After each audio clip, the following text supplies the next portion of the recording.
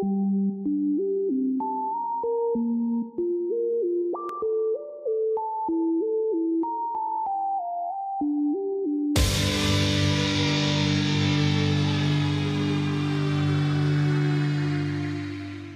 going on, gamers? DBMgamer here, and remember when one of the biggest tricks that you could pull was jumping the Hellmouth with your Blade Dancer?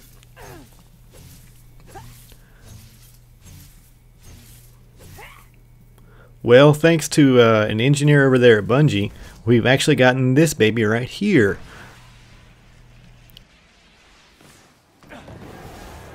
And yeah, it's capable of all kinds of cool stuff just like that. So I have a lot to talk about in my news update, but before I can get into that, I have to get to my shoutouts. My shoutouts is how I show appreciation back to the community that has gotten me this far.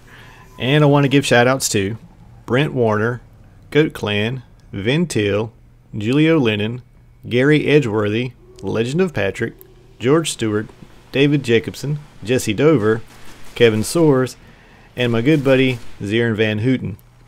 So everybody who bought the expansion pass should already have access to this speeder bike. Now it has to come down from Bungie that you cannot get this if you just buy the Dark Below. If you only just buy the Dark Below, you're going to have to wait until the DLC actually opens on December 9th. So if you're buying just the Dark Below and you don't have access to the speeder, well, that's what the issue is. But you'll still get one, you just got to wait a few days. Now, a common question that I came into was the fact that you only got one. Well, it turns out you can actually get more than one. All you got to do is run over to Tess on the front of the Postmaster building, talk to her, and she'll let you have as many as you want at 50 Glimmer a pop. Now, after Destiny dropped this really huge patch on us, which was about 2.5 gigs, one of the things that accidentally happened was Thorn got nerfed. As sad as that is, one of my favorite hand cannons, which is not very strong in the beginning, actually got an incidental nerf. But that's not the big news. The big news is that the change that are coming to exotics is coming very soon, before December 9th actually. So if you have an exotic weapon and you're not too thrilled with it, Super Good Advice comes to mind. Thorn comes to mind as being a little underpowered. Bad Juju also. All these are fixing to get tuned up very soon, so don't break them down, just keep them in your vaults until this change comes down. So what else was in the 1.0.3 patch? Well, actually all of the content that is locked away for DLC, including one guy who managed to get an error, and with his error he was able to watch this. Yeah, this video is making the rounds on the internet.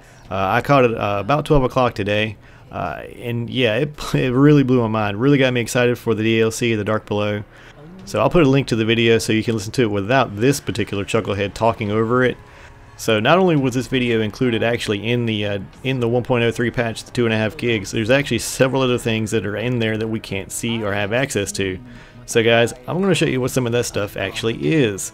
Now these particular emblems are actually locked away in the DLC. Now these are going to be new. Now the most interesting one by far, to me, has to be the very last one. This one is just known as Raid Emblem. They're not actually giving it an official name yet, but it looks like instead of Chatterwhite on this particular run, we're also going to get this particular Raid Emblem. And also one thing that's tucked away deep inside all those gigabytes of code is this particular handgun. Now I'm a big fan of hand cannons. This one actually caught my eye. Well, I'm going to give you all the information that's on this hand cannon right now. Now this is known as the Word of Crota. Now the Word of Crota has a description that says, "There was life, and he spoke unto it, and it was silent, and lived no more."